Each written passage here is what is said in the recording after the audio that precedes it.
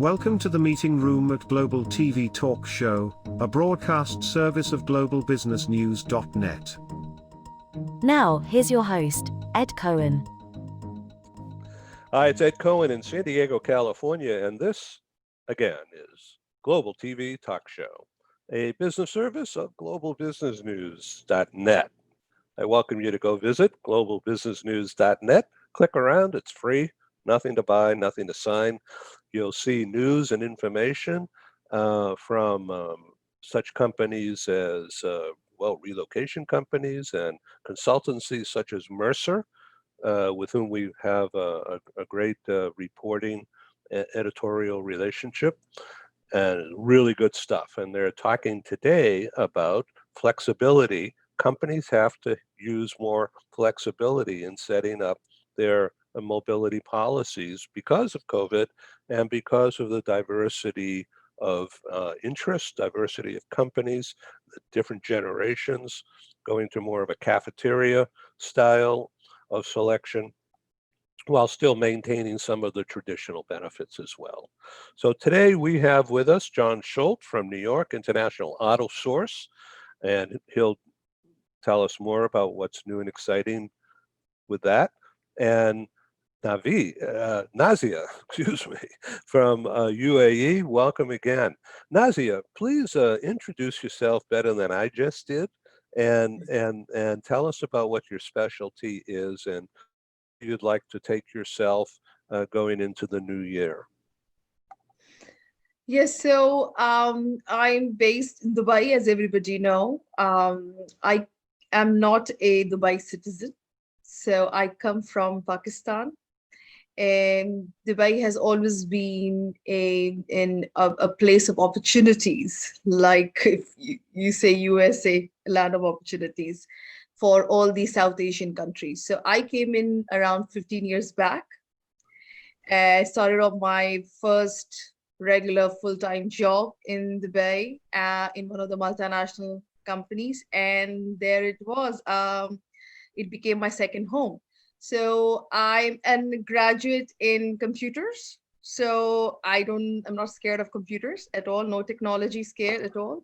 And that has helped me in my career when I built it in human resources and competency assessment and training for oil and gas professionals.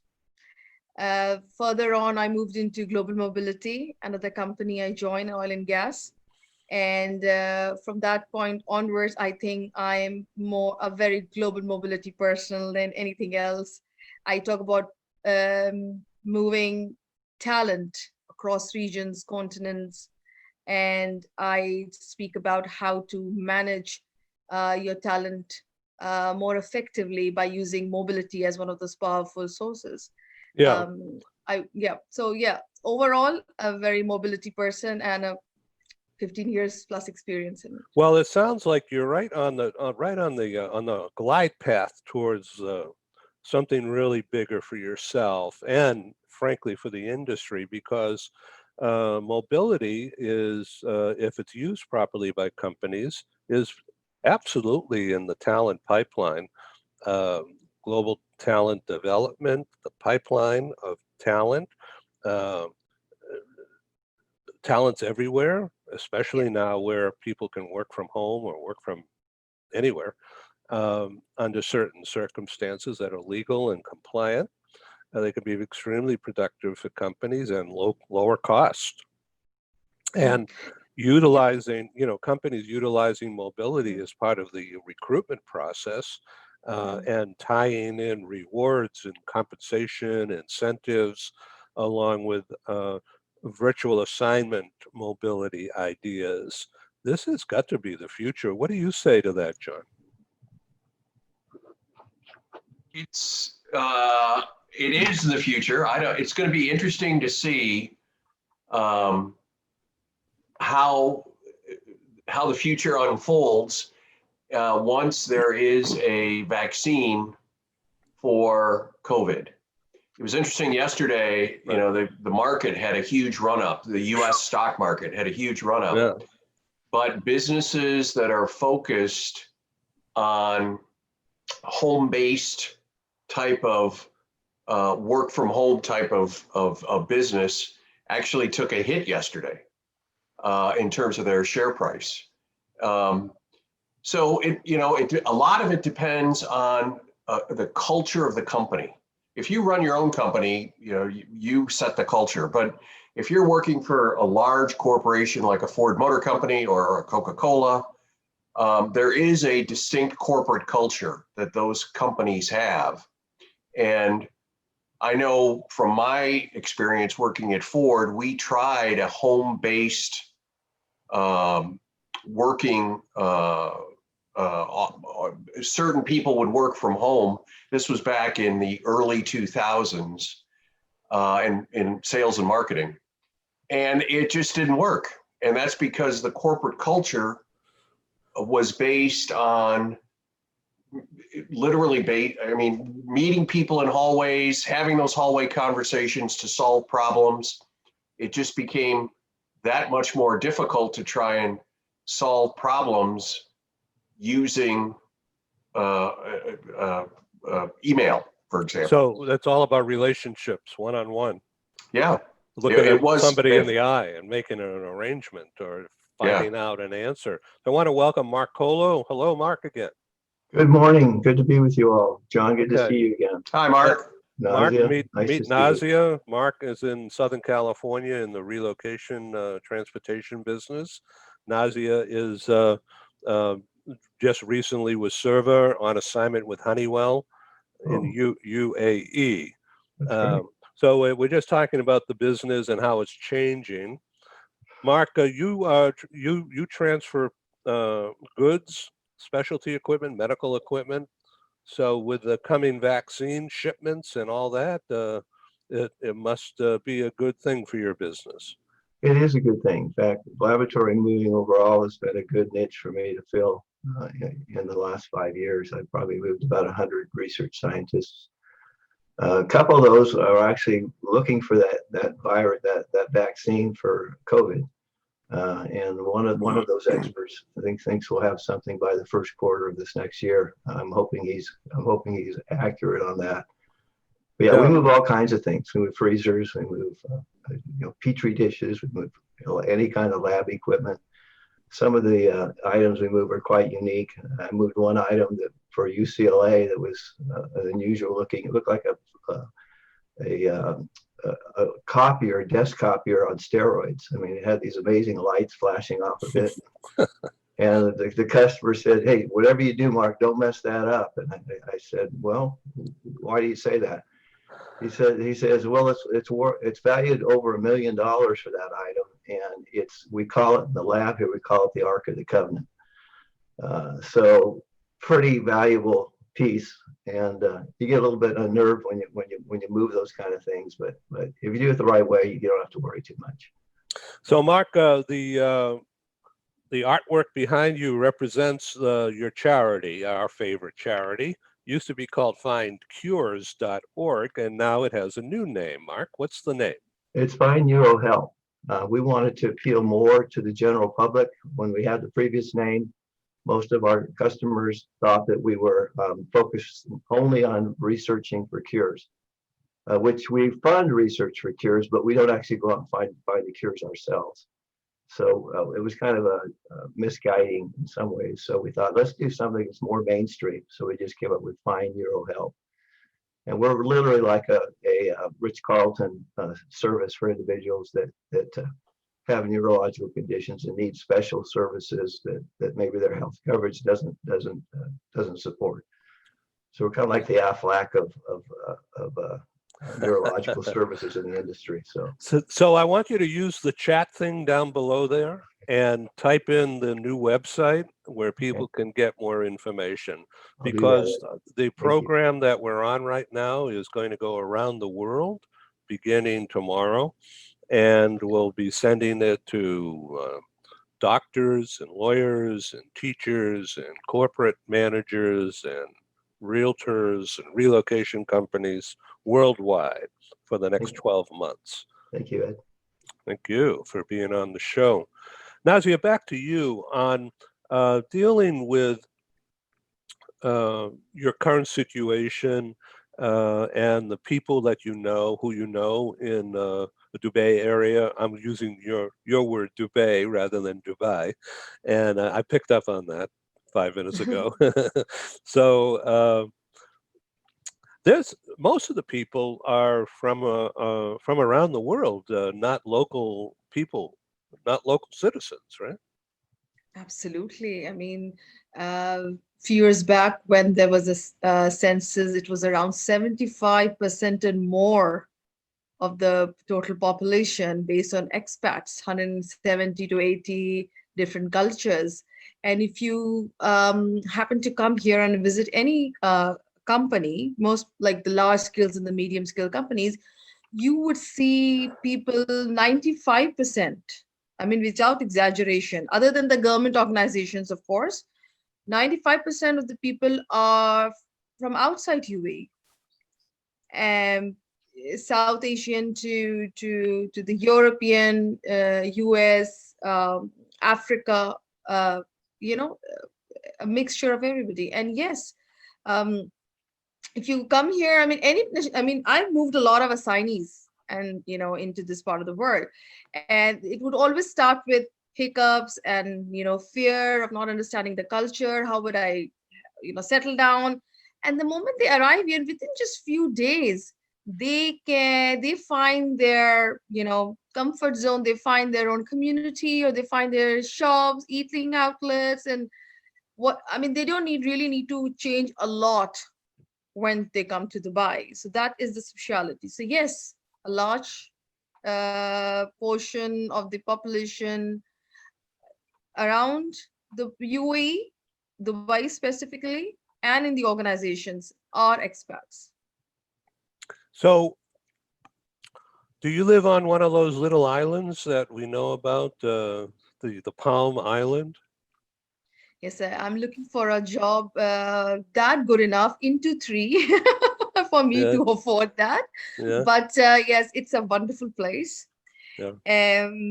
I don't live there, but we go there, cross that part. It's called Palm Jumeirah. And in fact, you'll be surprised there are more islands now. So just Palm Jumeirah is not the only one. Really? Yeah. Because of the projection of Expo 2020 this year, Dubai has one of the fastest, time in terms of developing. More communities, more islands, more businesses, the infrastructure, the bridges, from bridges to roads. It has the efforts were doubled and tripled. Unfortunately, did not happen, maybe for the good, because they can have more time to be more prepared for the event next year. But it's the most anticipated event. And from that part to being more flexible to expats, business, entrepreneurship, they have become quite flexible. um, I don't know if you know that if you have to open a business in Dubai, you have to have a partnership with a local Emirati person. That has No. always been a mandatory. Yes, yes, you have to have. You cannot have 100% ownership, but that is changing also. A lot of other emirates in UAE has opened up their free zone areas and some of the mainlands with 100% ownership. So that's a drastic change of how flexible the leadership has become to open So up for the foreign market. it's really fascinating. So the Olympics are going to be in Qatar, right? Or Qatar? That's How do you pronounce that? 2022. That's Yeah. FIFA World Cup.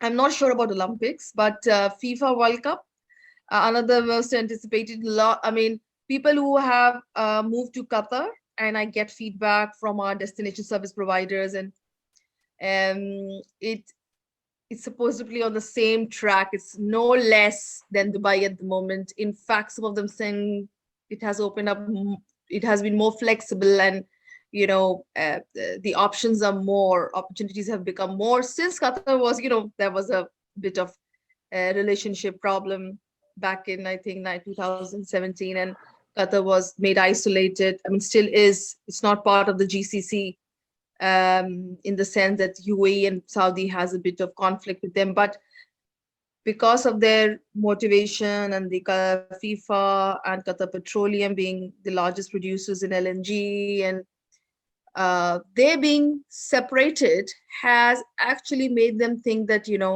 how would they cooperate with the outside world more now, rather than being more dependent on the Gulf. And that has paid them well. I mean, 100% ownership in Qatar now. In Gulf, you couldn't imagine that a few years back.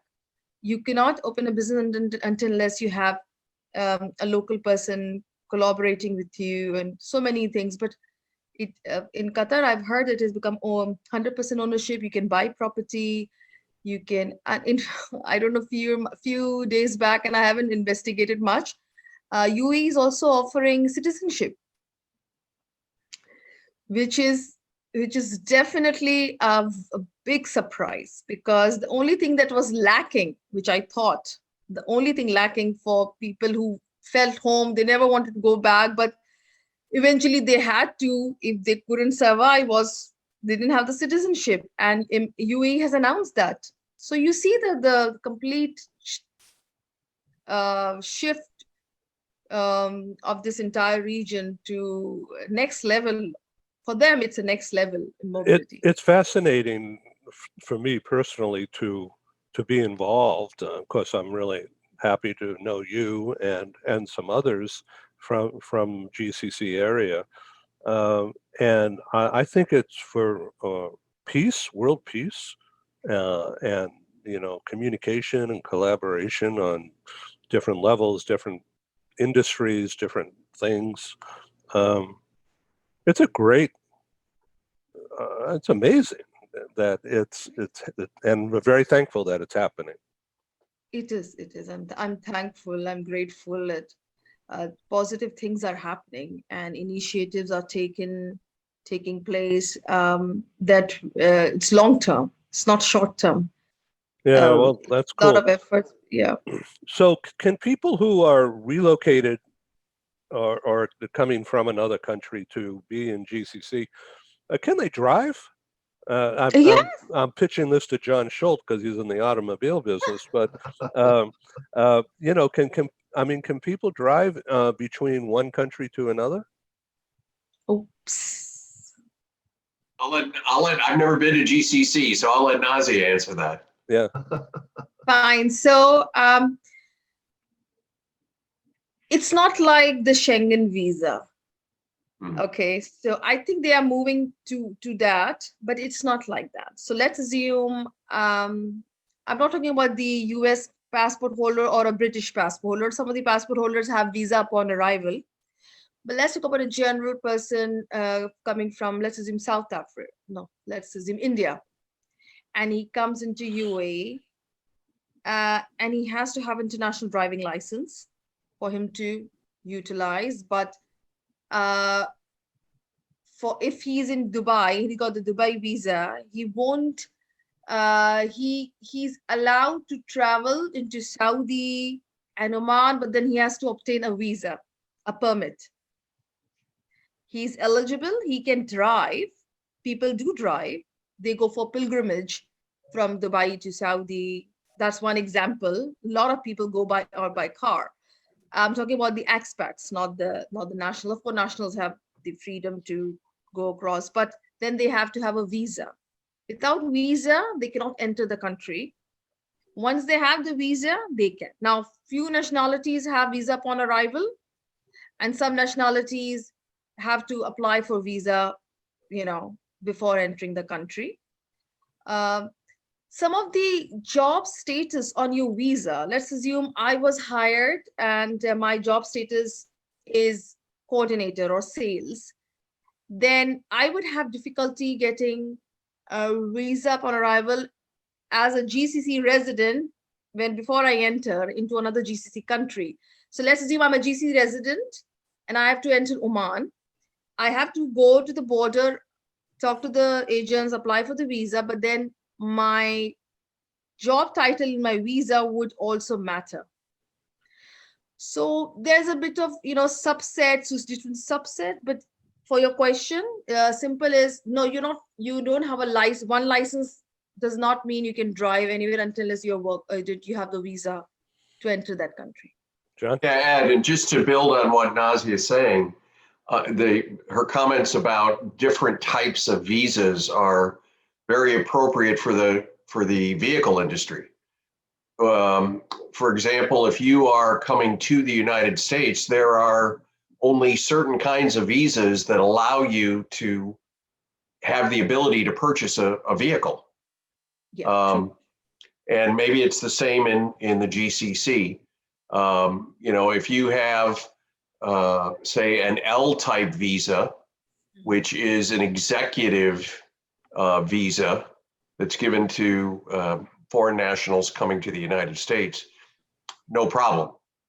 But there are certain types of work visas that will not allow you, you're not legally allowed to purchase a vehicle. So that type of visa is very important as you think about, or as one thinks about if they're going to emigrate to another country, what type of visa can they get? Yes. So if you come to any GCC country, you can easily buy a car, which is usually leased. So which usually you pay, like, you take a loan from a bank and then you start paying the lease. You can buy. The very few visa types, such as visas on humanitarian grounds, like parents' visa, sponsorship is humanitarian grounds. Maid visas or clerk or blue collar visa, they may not be able to buy the car because of the fact the bank would not give them the loan, primarily because of that. So the slight similarity, but at the same time, yes, you come here, you get a sales job, no problem, 3,000-4,000 dirham, which is around $1,200, which is like the minimum salary. You can go and say, I want to buy a small car, and they will allow you unless you're not on a humanitarian visa or you're not on a like a blue collar visa. That's all. But other than that, yes, you can go and you can buy a car and get the mortgage, and slightly different, but at the same time. But the biggest thing is for international auto industry, when anybody comes here on a work visa, he has his work visa undergoes certain steps for him to be resident, right? Till that time, because he has a work visa, not completely resident, he cannot rent a car. You cannot rent a car here. You have to have, which is an Emirates ID, which is in your sense a national ID. So you have to have that Emirates ID, which only comes after you here, you go through your medical fingerprint, and then this pink thing stamps on your passport. You cannot rent a car. But that driver has to have local insurance, right? Yes. So insurance, of course, becomes part of the package. So let's assume you have a residency, but you don't have a medical. Let's assume you're in Dubai, because Abu Dhabi and Dubai becomes different when it comes to, because Abu Dhabi insurance is mandatory. You have to have it. Dubai is a bit of option. So you come here, but when you go and rent a car, you will have to buy insurance. You have to buy the insurance. Even for visitors now, you have to buy the insurance. So they have implemented this part of all the visa types, that you have to buy the insurance along with any type of visa, like any temporary visa. Like you come on mission visa, do a little bit of work, but you have to buy insurance. It doesn't matter you're coming for 30 days or 45 days, you have to have medical insurance now. Interesting, isn't it, Mark? Yeah. Yeah, fascinating. Thank you so much for sharing all that and for educating us. Once again, people around the world will be watching this and learning from you. So I want you to be sure and type in your contact details on the bottom if you want people to reach out to you. Paul, let's show our TV commercials. And so when we come back on the other side, it's only about 4 minutes. Let's talk about video. Let's talk about the relocation industry and things that are changing. And Mark, I want to also get you involved in our California special show coming up. It's about, I'm building the content now. It's about how companies in California can counteract the exodus from California Oh boy. and recruit talented people into California.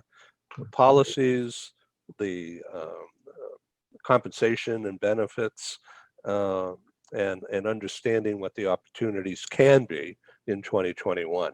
That's coming up, and I'll tell you about the date and who's already involved and what I'm trying to do with that series. We're calling it California Bound, right, rather than Outbound. I like it. And now a word from our co-sponsors. Our programs wouldn't happen without the wonderful support of our advertisers. Here they are.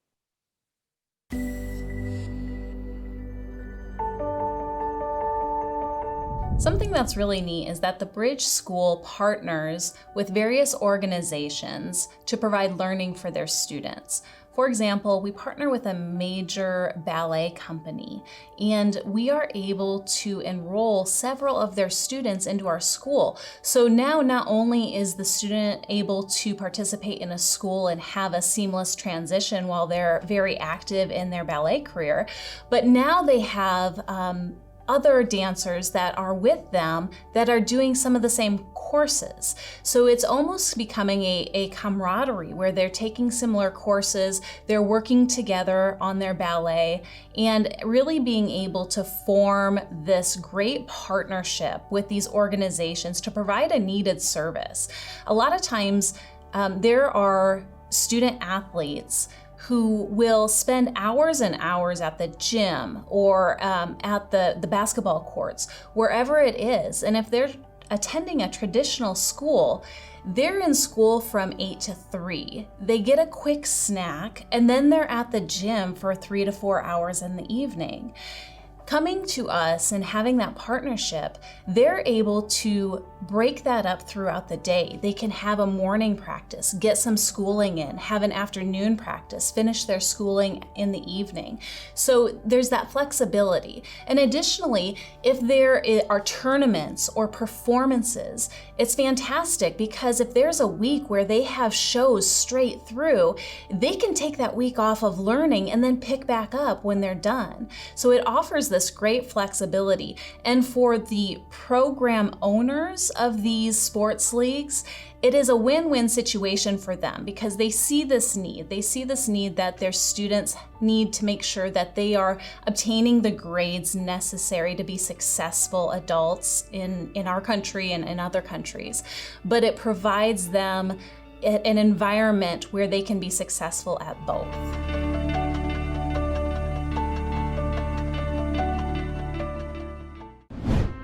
This episode of Global TV Talk Show is brought to you by The Bridge School, the accredited international online private school of choice at bridgek12.org. Porch Light Rental and Destination Services. Reduce renter lump sum or managed relocation costs.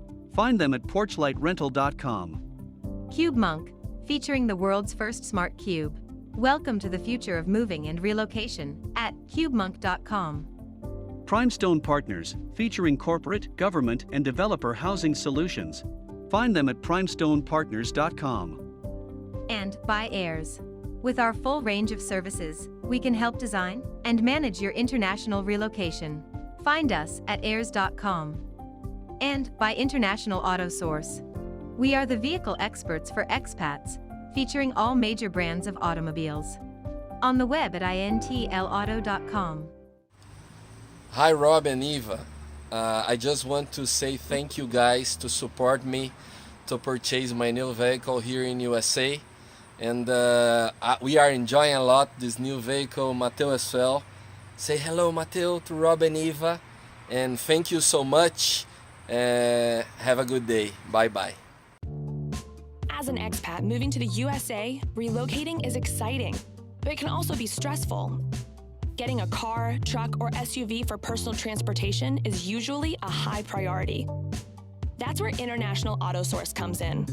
We make getting the vehicle you want for your work assignment or academic program easy, so you're ready to drive when you arrive.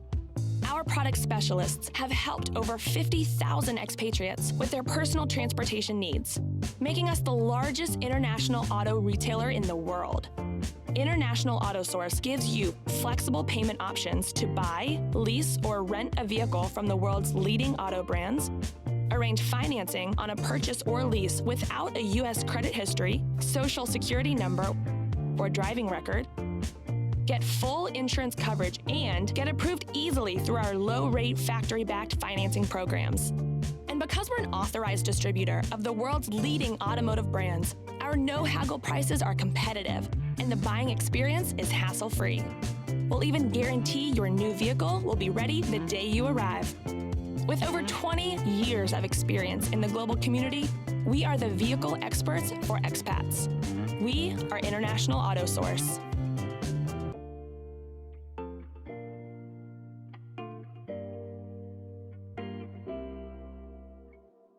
I'm blessed to have this opportunity to do this because I really love it. But I'm looking forward to the vaccine working, so we could look at second or third quarter of the new year as going back into live meetings in Europe, Latin America, and across the US. So I welcome everybody, of course, but we'll continue the broadcast here because it's turned out to be a terrific educational tool and networking. Nazia, otherwise I would never be able to meet you. So it's really been fun in light of the geopolitical stuff going on there involving Israel, and I mean, it's just amazing what's possible. So God willing, yeah, inshallah, right? And we'll see what happens. So Mark Colo, relocation, what's happening? Are you guys busy? We are busy. We are busy. We've gotten busier in different niches because we've had to evolve. You know, my first credo, Ed, is the only constant is change. You know, if you don't like the weather, wait 5 minutes and it will change. That's kind of how business is and how life is. And California for years was, and on the subject you just mentioned a few minutes ago, for years was an inbound state. I remember when I first got in the industry in the late 70s. Right. Everyone wanted to come to California. Me they too. wanted to be here. You know, myself included. I mean, I've been born and raised in California. It's hard to think of leaving. But in the 80s, businesses started to leave in droves. I mean, I remember Focus on the Family. I relocated them to Colorado Springs because Colorado Springs core to them, it said you're not going to have to pay any taxes out here. You know, California was just gouging businesses as far as taxes go. Just, it was terrible. So 700 employees were given offers to move, and I think it was about 400 of them accepted those offers. So it had about a 60% acceptance rate, which is unheard of in the relocation industry. World Vision have moved 200 people from Monrovia, California, up to Federal Way, Washington, for the same reasons. Couldn't operate in California effectively. So it's been interesting to see, Ed, kind of how California has shifted in the opposite direction. But I think to bring it back again, we're going to have to just change a few things. We have to change some legislation and make it a little more favorable to operate in California. So yeah, definitely. I'm looking at my calendar here so I could tell you the exact date. All right, December 3 at 9 a.m. California time. So we have this show called California Bound, the 3 R's. So what are the 3 R's? Recruit, reward, reload. All right, the package. How companies, meaning employers, whether it's Boeing or Paramount Pictures or whatever, how can they recruit talent into California? Because so many younger people are going to Nashville, or they're going to Raleigh, or Atlanta, Dallas, or Phoenix even, and even Vegas. So how can California compete? I love California. I'd maybe go to Hawaii, but I can't think of any other place right now. But and I relocated from Boston in 1980. All right, And in Boston in 1976, I began in the relocation industry. I didn't know what that was really, but I was in recruitment advertising for a long time prior, working with tech companies and Harvard and MIT, recruiting people in mainly from London, from Cambridge and Oxford, to work on what was developing as the mini computer, all right, with Digital Equipment Corp. So a couple of personnel managers, now they're called HR, said, why don't you use your advertising skills and put together a guidebook to where transferees would live in the greater Boston area, depending upon where they're going to work and and how much money they're going to make. So that meant 3 levels: top executive, rich area; middle, young family, growing, which means start a home or good school system, community; and then college grads, which meant rental, right? So that drove me to the real estate industry and apartment developers and rental furniture, all right? And so those groups became my advertising base. And then I hired a couple of writers and made a deal with an insurance company to write the stories of the different communities that they want to sell policies in, okay? And so they introduced me to some realtors. And so they all bought ads. So we developed this magazine called Settling In Greater Boston. And it became, in 1978, the #1 tool for recruitment and relocation. And I sold that business in 1980 to local guys, and they're still running it. I have nothing to do with it. But I had the trademark on the stuff, okay, on the content, which I still own. And I went to LA. President Reagan was elected and was going to redo the defense buildup against the evil empire at the time. And it was all centered in Southern California. And so recruitment was going to be big time. But also at that time, interest rates were 18%. So it was really difficult to buy a house, to do anything. All right. So California at the time, with the Reagan push, and I forget exactly who else, but Proposition 13 came in and more to, special tax deals that made it attractive to relocate, to build a plant in Southern California and relocate people in, all right, under certain conditions. And that boomed, bang, took off. So we called that Settling In magazine. We changed the name of it to California Bound, destination oriented. And I made a deal with the LA Chamber of Commerce in 1980, showed them what I did in Boston previously. And I said, give me a provisional letter of use, and you buy books from me if you like it. And if you don't like it, it doesn't matter, no contract.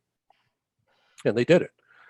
And then I took that and went around to Century 21 Real Estate and some other people, and they all bought ads based upon the corporate usage, the projected corporate usage. And then I had to develop a magazine. I didn't know anything about LA. And so it was a challenge, but we pulled it off and we did that. And but I made friends at the LA Chamber of Commerce and the LA Economic Development Corporation because they all saw recruitment, relocation as an economic opportunity. And so they helped me, and they all wanted me to succeed. And then I had the honor and the privilege to meet some interesting people from Ernst & Young and Bank of America and Boeing and Apple Computer and Chevron and Paramount Pictures and Disney, and they all came in. And so 1981, we published California Bound Relocation Guide. Very successful, and became the #1 tool. The LA Chamber of Commerce bought over 100,000 copies of our magazine over the next 10 years at $4 each. You know? So that was a long time ago.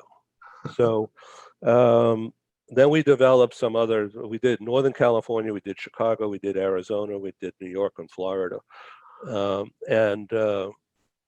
So we're thinking that's what's needed again, is some kind of a tax package, special provisions to help the local economy under certain circumstances, that kind of a collaborative thing. And so December 3, I'm going to put on one of these broadcasts and have recruiters, corporate HR, realtor, relocation people on the program. So I welcome you. So a woman by the name of Teresa Howe is going to be on my program and is advising me. So let me tell you quickly that Teresa Howe I met in 1980 when we were all a lot younger. And she at the time was a recruit into the relocation business. She was from Texas, and she worked at a large residential real estate company in Beverly Hills. And she bought advertising for that company in California Bound in 1980. All right. So anyway, she's and I are still friends, and she's coming back in to help me build this program. I also have the help of a CHRO, Chief Human Resource Officer, from the entertainment industry in Hollywood, who used California Bound, last century. And he's still around, and I'm still around. And we just did a TV talk show last week, which will be ready this morning. I'll put it up. I'll send it to you. His name is Paul Falcone. So at the time, he was in charge of HR for Paramount Pictures. I'd mentioned them earlier. And he's still in the entertainment industry in a very senior role. Interesting, isn't it? So we're trying to put together a group to get the California Bound idea going again. So I invite you to be involved. So I was thinking, Nazia, when you were talking about the GCC and how all the changes that are going on that are very positive from an economic development point of view, welcoming a diverse population, making it easier to exist, safety, security. It sounds like there's an economic package that gives a floor of income and responsibilities with that. Is that correct? It does. It does, because there's a lot of potential for new businesses, new ideas, creativity, and they're very honest about what they need. So here in this part of the world, the leaders are very straightforward. So let's assume by saying they want genius people of the world. So they have introduced a genius visa. And every genius who scored hires, who's done some inventions, who's into this and want to come settle down, they give him a gold card, which is like a 10 years visa, a lot of facilities, maybe a house in Palm Jumeirah. And they're very honest. This is what they want, because we have to understand these are the countries which of course, progress doesn't come overnight, but they want something overnight. I mean, every second day there is a change in certain policy, flexibility, or amendments. Every second day you will find in the newspaper, because I read newspaper like the first page every day, so something new comes up. One day they're talking about artificial intelligence, and they've already got a package for it. They got institutions, courses, and second day they will talk about astronomy. And I just went to Sharjah Book Fair, one of the biggest book fair happens in the entire UAE. And I went to a stall where they had books on astronomy and moons and planets and meteor, everything, satellite names. And those books were published in UAE. And those books had information on, UAE, made in UAE satellites and made in UAE.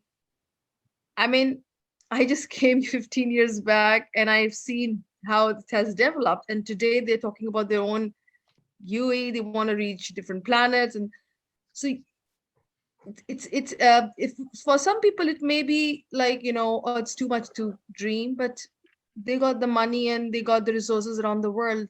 So when you have the money and then you have the resources from all around the world, genius coming on the visa, and best of, I mean, it's easy to construct your dream into reality. So yes, there's a lot of opportunity here. COVID has definitely pulled things back. But the expectation is, today I was speaking to somebody in the Rasul Khaimah, which is another Emirates, and they are giving opportunities to do business and acquire freelancer visa and individual visa. People who have been made redundant can avail that, all those information. And they were on the they were on fire, and they would say, within 2 to 3 months we will be holding a meeting, we'll meet physically. And so many people from Lebanon and Beirut and Jordan and UAE and India and Pakistan were in that call. And she was herself amazed at how it's a big population, everybody asking to, how they can make that dream possible. They wanted to come to this land, avail the opportunities. So it is definitely growing. There are some cons, but because sometimes you don't do a lot of research before you go and implement things. And we see that. We are used to it. Things come, if they don't turn out to be very good, very successful, fruitful, then they pull back. But most of the time, they're very successful in their initiatives. So yes. So I would think you have a brilliant career in front of you helping business recruit and relocate into the area. So I wish you well. John, about the automobile business and the IAS looking for partners to do things. I know that's in your interest. I know that's what you were working on when you were an executive in Asia, in Japan and Korea and elsewhere throughout Asia. So there's still that opportunity, right? Oh yeah, even with the temporary setback of COVID and the travel restrictions that are in place to protect public health, international auto source is still growing around the world.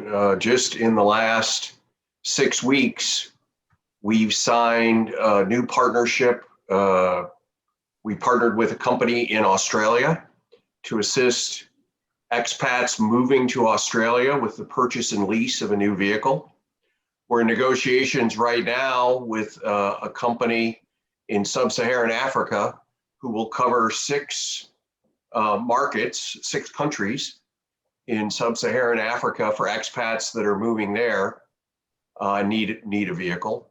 And because of you and this program, we've reached out to a South African relocation company who is, her business is launching a program to assist South Africans to move to the USA. So she and I are talking about partnering and how we can mutually grow our businesses by assisting her customers, her assignees that come to the USA with the purchase or lease of a new vehicle. So COVID is temporary. It's painful, but it is temporary and it's going to go away, and it shouldn't stop. Mark, you said it earlier about, wait 5 minutes and things will change. You shouldn't stop your attempts to grow your business on a global basis, because global mobility is going to come back once there is a vaccine for COVID. So Ed, I've got to jump off. It's near the top of the hour, and I've got another meeting that I need to attend. Good to see you, Nazia, Mark. Good to see you as well. And I look forward to being on another program very soon. Thanks, Ed. Thank you very much. Thank you. Okay, Mark, so I welcome you to December 3. Nazia, you're always welcome to be on our programs. The program with, so what I'm trying to do is to build a corporate orientation for GCC and have multiple companies involved. And it'll be in December, about 3-4 weeks from now. And I'll, of course, let you know about that. Mark, I welcome you to be involved. I will send you both our latest program guide so you can look at it and see which ones you might want to jump in on. Okay? Hey, Ed, I was thinking that when you spoke about the California inbound, can we see a copy or just a glimpse of what was it about? The old book? Yeah. You know, I don't have one handy have with me. Okay, no problem. Whenever you have. Oh, wait a minute. Maybe I do. That's a great story, by the way, Ed. Yeah. It is. So you know what? I'll send you a picture. Okay. I don't have it online. You know, it was in the old days where we did type, little strips of type, and then so you know what, we were printing in the U.S. and it was very expensive. So you know, LA is very diverse, and so I was approached at a Chamber of Commerce. So I was speaking at a LA Chamber of Commerce event, some luncheon, you know. So they were my pals, you know, these big shots. And so they said, "Oh, here's a kid." At the time, I had a black beard, you know, and so And so I was talking to this group. There were about 1,000 people at lunch, you know, and about what am I doing with California Bound. So I was approached after lunch by this guy who relocated from Seoul, Korea, into LA. They have like 1 million Koreans in LA, and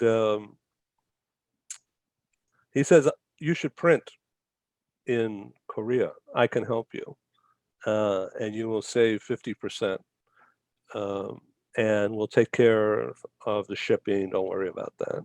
And we want you to come over to Korea. We'll fly you over so you could see what we're doing." And so you're on. So I did it. All right. Yeah. And so we printed in Korea. So we put it together in LA and then shipped the artwork, gave it to this guy, and he sent it. And then we got back. This is before internet, you know. We got faxes on the slippery paper, you know. And then I got samples, proof, you know, like real quick, meaning a couple of weeks. And it was flawless, perfect. And so we went ahead with it, and we set up a bank transfer and letters of credit and all this legal stuff. You know, I have no idea what we were doing. And so they helped us a lot. We set up shipping arrangements because they airship, when it was finished, they airshipped over 1,000. Okay. So we could get them into distribution right away. And then they put 20,000 on a boat that was bound for the port of Long Beach, LA. And it took a month or so. I don't know. It was crazy. But I had 1,000 right away. Well, we started distributing them, selling them like 30 days later, you know. And then you were the foundation builder of the mobility guidance. So I didn't know what I was doing, but I knew how to sell ads, and I could tell a story, you know. And so and then the rest just took care of it. You know, I made a lot of mistakes, you know, but here we are. Successes too. Yeah, here we are. So I like thank to see you. a picture of it. Yeah, I will get into that. All right, I'll take a snapshot of the cover and some of the pages so you can see what it was all about. We then did a video. You know, this being LA, this is 1982 2 or 3. This Hollywood cameraman works in Paramount Pictures. Again, I was very connected there. So he says, why don't we do a video, we'll make you a star, but it's not you, it's about your content, because we already had the content in a magazine, right? So one of my biggest customers of California Bound at the time was a defense contractor by the name of Hughes Aircraft. Yeah. All right. They're So they're at LAX. That's where their headquarters in El Segundo. And so I went to see Gail, who was the relocation director there, already my customer, using hundreds of our California Bound for recruitment purposes. And so I said, here's what I want to do. I'm going to partner with this TV guy, and we're going to take pictures of Manhattan Beach and El Segundo and Santa Monica and Venice and Palos Verdes. And so these are the communities right around Hughes Aircraft. And we want you to buy it, okay? And I promise I won't sell it to any of your competition like Raytheon or Northrop Grumman or Boeing. And so they signed a contract and, gave me a few $1,000, and I split it with my cameraman, and we went out shooting. So we developed the first ever video, recruitment video, relocation video of what it's like to live in lifestyle if you work at Hughes Aircraft. Well, yeah. And so anyway, that was a very long time ago. Still, that's a great story. Yeah, it's good. A lot. There's valleys as well as peaks. I've been telling you the peaks, but yeah, we all know about the valleys. Yeah. Okay. Valleys are fun, but So anyway, nice to see you. Let's stay in touch. thank you, Ed. yeah. Thanks for being on Great. Global Thank TV. you. Okay, thank you. Bye-bye. See you next time. Bye-bye. Bye-bye. Ciao. Bye-bye. Thank you for joining us in the meeting room at Global TV Talk Show. Have a wonderful day, and stay safe.